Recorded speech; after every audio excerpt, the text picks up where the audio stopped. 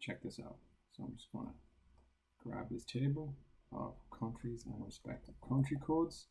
I'm going to go into my country service class. I'm going to start here, and I'm going to put my cursor at the very start of the last line, and pressing Alt and Shift, I'm going to click at the start of the first line. Now I've got a multi-cursor. Go to the end. Let's grab that country code. Let's get rid of that trailing space. Now I'm going to go to the start, and I'm going to go keys. Da da da da da da da da da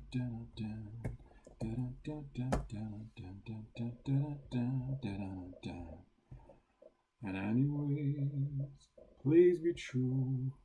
Oh my goodness. Isn't that the coolest thing?